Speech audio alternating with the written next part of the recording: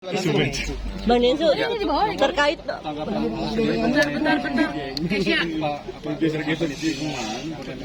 Kong. Oh iya. Akhirnya belum keberangkatan bahwa jelas Mega ini yang salah seperti apa sih? Oh, belum tentu. Waktu podcast itu kan sebenarnya mantan istrinya Mas Kurnia tuh menghubungi saya lewat temannya. Dan kita sempat tanya, yakin mau disampaikan hal ini? Karena ini sesuatu yang bisa membunuh karakter seseorang. Tapi beliau menjelaskan bahwa saya terdesak dan saya dibilang saya ini nggak peduli suami segala macam gitu, dan bahkan ibunya merestui untuk ini, dia meluruskan. Tapi saya bilang ini bukan aib loh. Dia bilang mau nggak mau mas, mau gimana gitu. Ya saya pikir juga nggak fair juga kalau saya nggak kasih tempat. Akhirnya begitu beliau menyampaikan semuanya, saya sempat ragu juga. Tapi beliau bawa bukti. Jadi saya kayak, oke lah, saya bersimpati lah. Makanya saya sempat ngomong di akhir podcast bahwa kalau Mas Mega bisa datang ke tempat saya, yuk. Saya juga bersedia pasti untuk meluruskan semuanya, membantu lah. Karena setiap manusia pasti ada baik, ada buruk lah gitu ya. Dan kalau ditanya apakah benar 100%, hanya mereka yang tahu. Tapi biar bagaimanapun sebenarnya saya di sini tidak mau masyarakat melihat ini sebagai ajang pembenaran. Karena ketika ada perpisahan semuanya rugi, terutama anak-anak. Saya sempat ngobrol sama anak-anaknya, tapi saya nggak mau masukin di podcast karena menurut saya tidak pantas sekali anak-anak kalau masuk podcast untuk urusan masalah rumah tangga kan. Jadi saya ngobrol dan saya sempat bilang kepada mereka jangan sampai akhirnya mereka terluka dengan keadaan ini, karena tidak akan ada kebaikan yang nanti mereka akan terima. Karena biar bagaimanapun anak-anak itu yang paling ringkih akhirnya. Karena di sini bapak, di sini ibu, ya kan? Biar gimana pun, yang mereka nggak ada nih kalau nggak ada bapak ibu gitu. Bang, ada kekecewaan juga nggak sih dari orang tuanya si ceweknya ini? Maksudnya kan mau jual bor katanya demi kesembuhan, 40 miliar, ya? demi 40 miliar demi kesembuhannya Kurnia. Ya seperti yang kalian nonton aja itu. Kalau yang aku tangkap sih sepertinya ada lah pasti, biar bagaimanapun ya. Tapi kalau lebih jauh kekecewaan seperti apa, saya tidak tahu karena dia menyampaikan cuma sedikit aja. Dia di situ. Bang, Kurnia mungkin udah ada omongan belum sama komunikasi mau sama podcast Mega? Ada, Bang. saya sempat hubungi langsung Mas Kurnia. Kalau misalnya ada waktu, yuk datang ke tempat saya. Jadi saya juga bisa outside ya. Jangan sampai kesannya saya kayak berpihak ke siapa gitu. Enggak. Dan beliau menyatakan kepada saya untuk sekarang ini tidak. Dan sepertinya yang saya tangkap, beliau kayak tidak mau membicarakan hal itu. Jadi saya pikir saya juga nggak mau maksa, dan saya nggak mau juga Mas Kurnia Mega berpikir saya mau jahatin beliau. Sama sekali nggak. Saya tahu bagaimana pahitnya rasanya berada di posisi yang tidak enak. Bang Densu, mungkin gimana nih kan program kehamilan udah gagal, mau lagi coba lagi itu seperti apa sih? Ya, itu update. Apose, Gimana mau program? kamu kelarin dulu ini. Bang, terkait ini dulu. Yang dia sampai mabuk-mabuk sampai Iya. dari usia 18 tahun, itu bener itu. Oh, saya nggak tahu kalau itu. Tapi pemaparannya seperti itu. Ya pemaparannya seperti itu. Kalau masalah benar tidaknya, ya saya nggak tahu itu. Kan saya cuma mendengarkan ya. Dan saya juga tidak mau orang akhirnya nanti kalau misalnya nggak benar ya, makanya saya mau undang Mas Mega kan maksudnya. Itu kan membunuh karakter orang soalnya. Tapi itu secara tidak langsung seorang atlet lah, bisa dibilang kecolongan juga dong artinya lembaga bisa tertutup dengan dia memiliki habit yang sangat tidak baik. Saya pikir segala perbuatan baik untuk menolong orang yang mengalami kondisi seperti Mas Kurnia Mega itu jangan dijadikan sebagai kekecewaan. Terlepas dari apapun masalah hidupnya Mas Kurnia Mega dengan mantan istrinya, beliau sakit. Beliau butuh bantuan, beliau sedang berjuang untuk hidupnya. Oke? Oke, Bang, terkait WNA Korea Ami. Bu Ami, seperti apa sih Bang melihatnya Bang?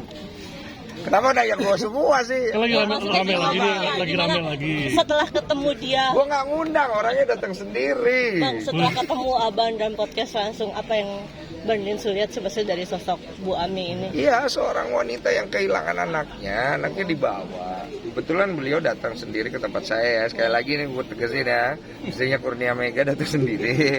Ibu yang Korea juga datang sendiri, meminta bantuan untuk mengklarifikasi dan memviralkan masalah yang dialami karena tidak ada pertolongan yang didapat. Saya kan juga sebagai seorang sebagai seorang podcaster, saya lihat ya ini ada cuannya ya, gue jujur loh. Tapi gue juga ngelihat bahwa ibu yakin karena ini masalah nanti takutnya begini. Jadi gini, gue sebagai podcaster, gue cari duit.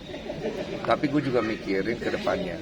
Gue tidak akan mau mempodcast orang itu sebelum mereka benar-benar yakin apabila berbicara tentang sesuatu yang sangat krusial. Nama baik seseorang, keluarga, anak-anak. Karena impactnya gede banget.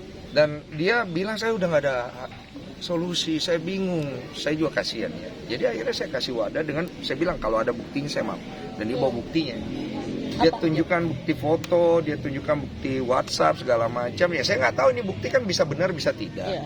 Tapi paling tidak saat itu dia menunjukkan keseriusan dan fakta yang dia punya. Walaupun saya belum tahu itu benar atau tidak. Ya udah saya dengarkan dan saya bersimpati sekali untuk seorang ibu yang kehilangan anak. Saya nggak tahu masa rumah tangga mereka seperti apa dan saya nggak tahu siapa yang benar siapa yang salah.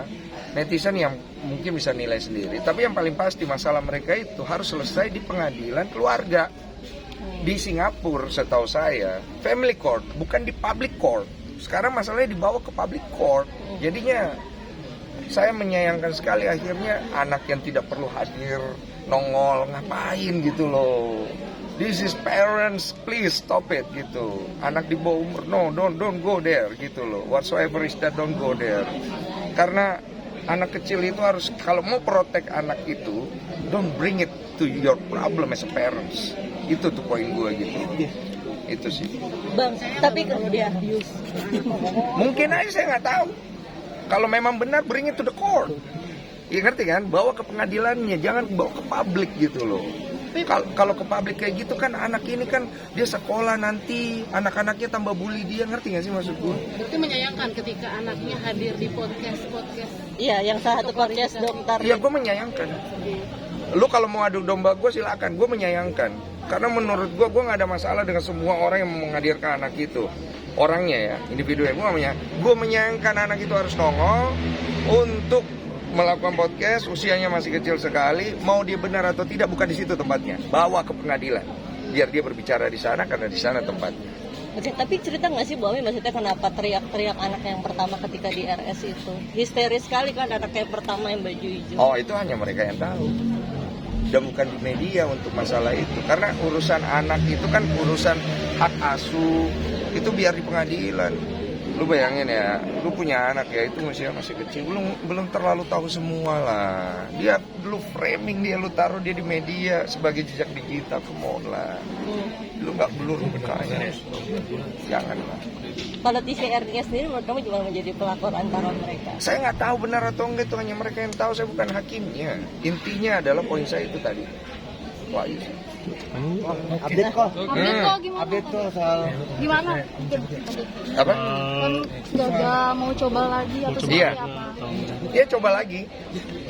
Coba lagi, apa lagi ya? Coba lagi lah, mau ngapain? Tapi kemarin sempat dikabarin si Alif hamil karena megang perut, itu gimana kok? Waduh, nanti saya tanya dulu ya. Sudah ada kabar bahagia kah kok atau seperti apa? Ya doakan lah ya. Kita mah bahasa basinya ya, doakan saya. Karena gue takut pamali juga Berarti ya. udah ya? Hah? Berarti udah. Iya, betul. Nanti di bulan Ramadan kira-kira ada podcast ya sih, spesial Ramadan di podcast? Nggak ada spesial Ramadan, saya tidak hebat-hebat amat sebagai podcaster. Saya podcast biasa aja, yang seru-seru aja, yang menarik sudah. Lanjut Bang, berarti sekarang udah isi? Hah? Udah isi? Saya tanya istri saya dulu, boleh nggak disampaikan? Takut pamali gitu kalau di Iya, soalnya yang hamil istri saya ini sebagai suami. Oh berarti udah. Oh, berarti Hah? Berarti Belum tahu ini. Berarti dijaga Bang, mungkin pengalaman dulu di-share. Iya, atau tapi seperti kan apa? maksudnya gini, karena saya takut pamali, saya tidak akan mengannounce apa-apa kalau istri saya sendiri belum oke. Jadi istri saya sampai saat ini lebih memilih untuk tidak gitu, ya sudah saya hormati ya. Cara untuk kamu ibaratnya tetap sama istri tuh kayak menjaga satu sama lain, karena kan pasti ada aja kalau setiap gagal tuh pasti ada trauma atau apa nggak sih Bang? Iya, iya. Mungkin kamu sendiri kasih pengertian ke istri atau istri sebaliknya mungkin Bang. Saya lebih banyak fokus mendoakan istri. Jadi kalau malam saya pegang tangannya ya, pray for her. Jadi saya doakan karena menurut saya itu obat paling mujarab untuk hati yang sedang berduka. Sempat trauma ya Bang? Pasti ada lah. Cuma kalau didoain lama-lama sembuh. Itu yang gue yakini ya. Berarti Bang, ngejaga bukan. istri lebih ekstra mungkin sekarang bang. Enggak sih, gue cuman lebih ngelihat dia butuh apa gitu. Karena gue yakin kalau dia siap, nanti dia ada waktunya dia pasti akan cerita semuanya. Bagaimana proses dari keguguran sampai akhirnya mungkin kondisinya yang sekarang. Ampun. Bukti-bukti yang dibawa sama Iya. mantan istri. Iya. Iya. Gue dapat apa sih? Foto ada luka-luka di tangan, terus bukti chat. Tapi kan saya tidak tahu ya itu benar tidak ya. Ya saya anggap benar lah gitu. Cuman saya juga nggak mau bilang bahwa wah kemudian ini menjadi benar keseluruhan, nggak tahu, itu kan masalah mereka. Tapi kan jelas ya di situ mantan istrinya Mas Kurnia Mega bukan mau menjatuhkan Mas Mega dengan menceritakan itu. Dia hanya ingin membela dirinya dari netizen yang menyerang dia dan menyerang anak-anaknya. Hanya itu saja. Bang, tadi juga kelupaan. Ada niat ngundang Pak Aiden Wong lagi nggak ya, suaminya Bu Ami? Siapa? Pak Aiden Wong ya, yang suaminya Bu Ami.